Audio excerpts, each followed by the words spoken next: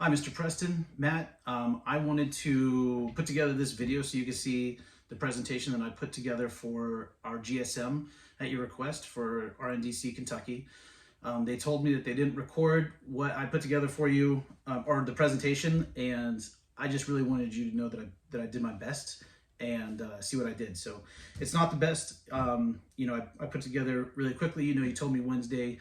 I was out in the market until I didn't get home until about 10 o'clock Wednesday night. Thursday, I had a very similar, pretty much the exact same schedule, but I moved some things around and I made sure to put some good time in Thursday evening and prepared this. But I don't have it memorized. It's not the best, obviously, but I just wanted you to see what I put together for you, and I hope you like it. I'm going to pretend like I'm just talking to my team like I did at the GSM to RNDC Kentucky. So here's what I got for you. And thank you again for this opportunity and let me do this.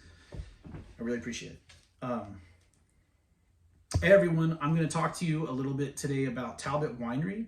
I was just asked to join the Talbott Virtual Apprentice Harvest Program with the winemaker David Coventry, the brand ambassador Ben McClure, and the brand manager Laura Shalin. It was an extremely cool experience. Not a lot of people did it. It was Monday through Thursday for about an hour and a half every day. We just finished up yesterday, and there was 21 people across the U.S. besides myself, so 22 people that were involved in it. It was an honor to be a part of it. And there was people from all over, from Iowa, me, Kentucky, from Florida, Los Angeles, California, Hawaii. There was people from all over. It was really cool. And it was great. We really got to know each other. It wasn't like, it was very personal. It was very intimate. By the end of it, I really felt like I knew David Coventry. It's the truth. I do know David at this point. I asked him very personal questions that were personal to me that I really want to know the answer to. He answered them directly, and we did that the entire time. I'd say like the first 30-40 minutes was us learning and presentations and teaching and stuff. In the last like 45 to 50 plus minutes was really just all of us talking, asking questions, and it was a blast. It was way more fun than you'd expect. And so to be honest, I didn't even know I was going to present to you today. Gallo and Matt Preston, they wanted me to go and have fun. They wanted me to go into this and enjoy it, and rather than be worried about taking detailed notes so that I can present this and not really gathering the information the way that they wanted me to. They wanted me to just enjoy it, and I did. I went in and I enjoyed it. But thank God I took notes because I did have to present to you. So I'm going to go over some of the things that we talked about, some of the things that I found interesting out of the entire experience.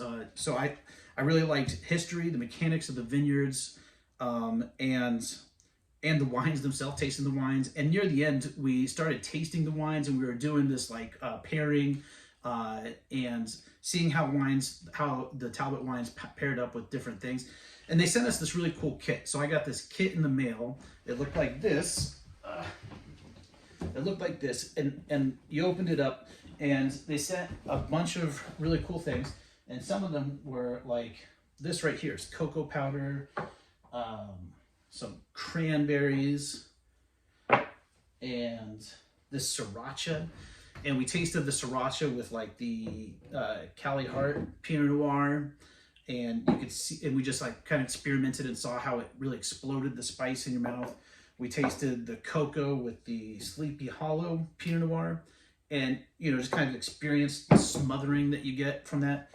And then we tasted the cranberries, and this really you can see how it bridged the gap of the aromas and the flavor of the Pinot Noir. It just pulled it all together.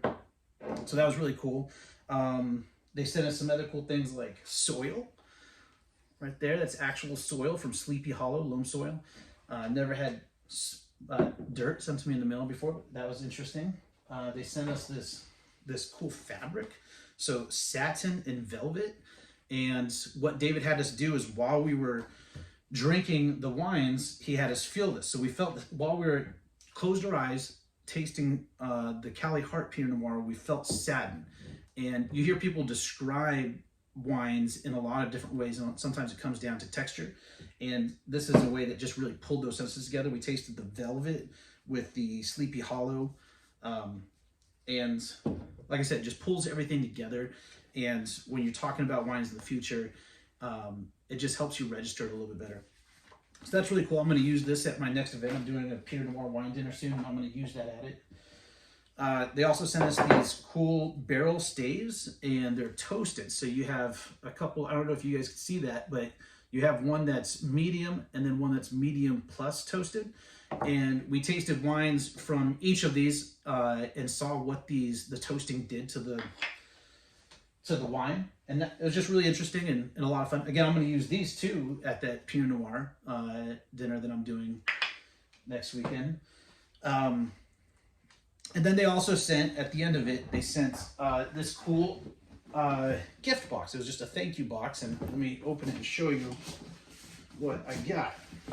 Very cool.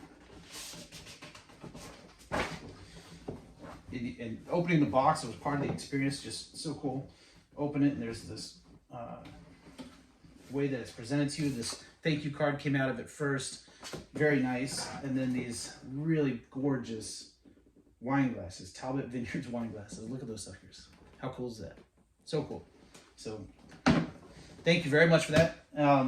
But it really was a lot of fun. And I guess the idea is that, you know, we do these GSMs, and since it's gone virtual, it can get very unpersonal. There's not a lot of eye contact. Before, you could kind of read each other, you could read the room, you could ask questions, and it's just a little more difficult now, and it can feel like you're getting a little separated.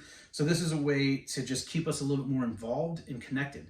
And it's a blast. If any of you get asked to do something like this, I'd be excited, because you're just going to have a really good time. And it's not something that you've ever experienced before. So I'm going to talk a little bit about Talbott wine and its history. Talbott Winery was founded by Robert Talbott in 1982. His parents started a clothing company in 1950, and they would fly to Europe to buy their silks and fabrics, and then they'd come back to Carmel, California.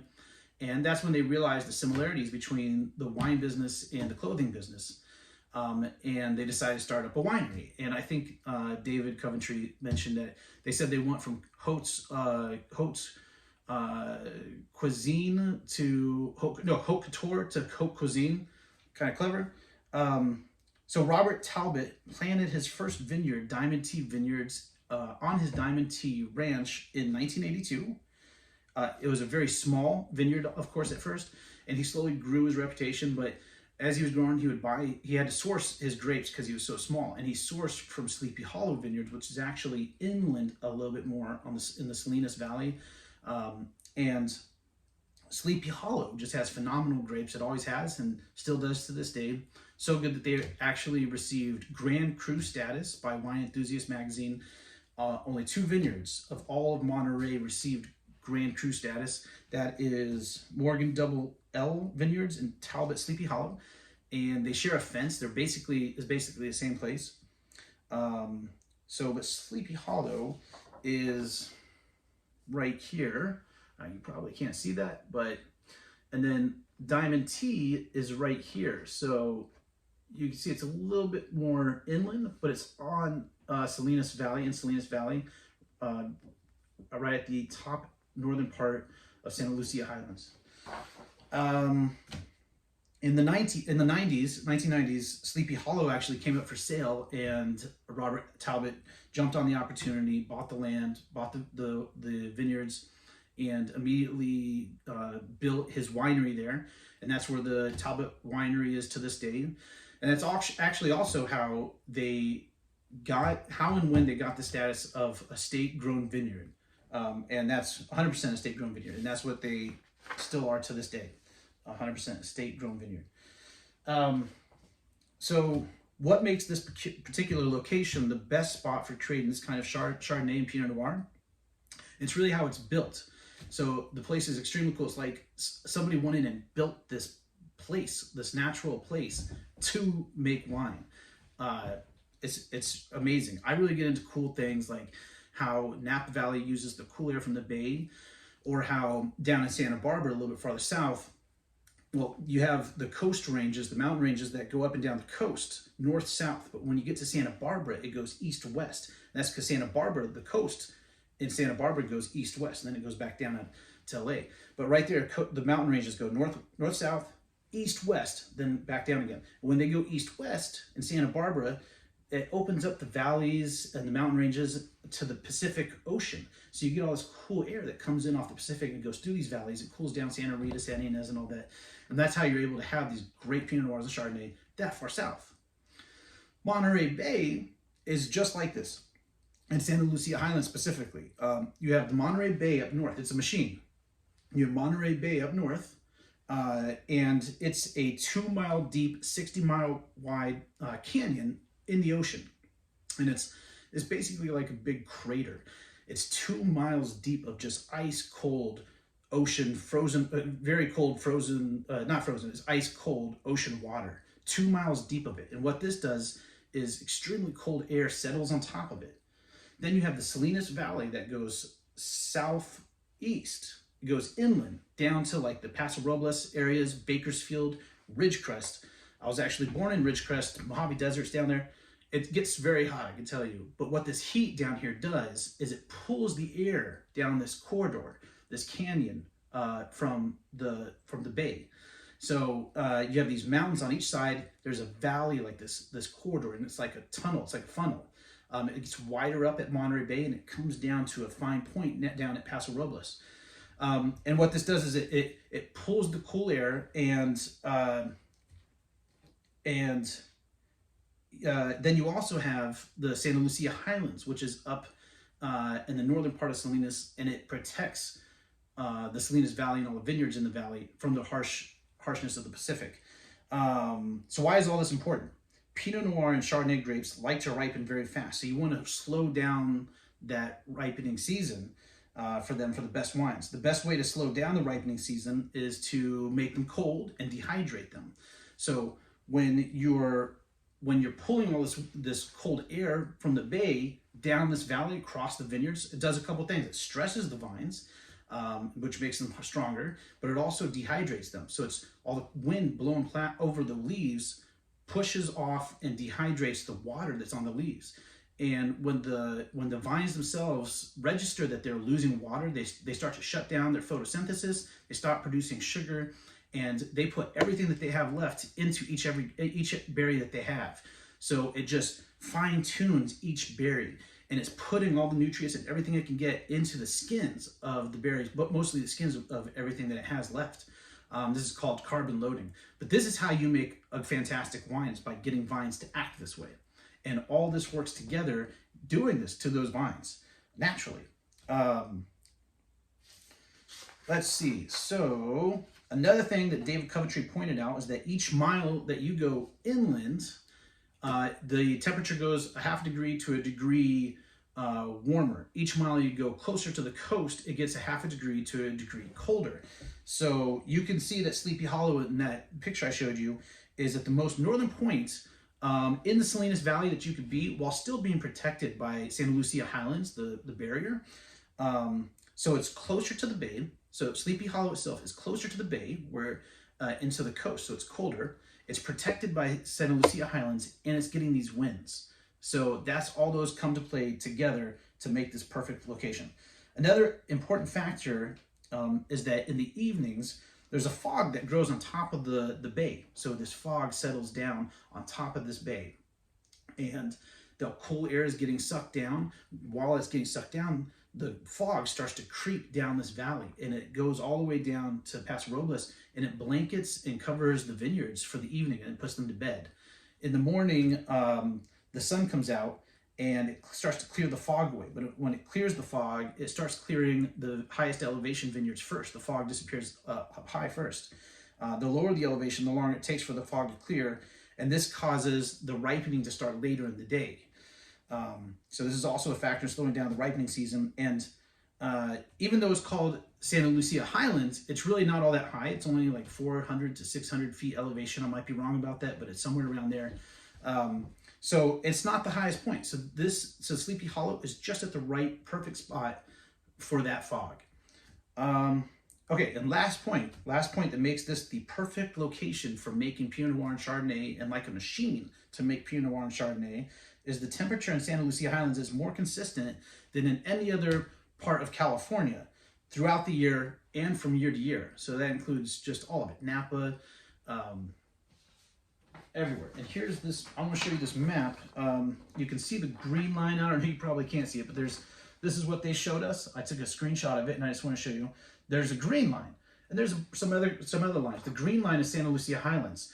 Santa Lucia Highlands has a very slight curve. The other places, Russian River, Santa Rita, Santa Marita, they have a much higher fluctuation.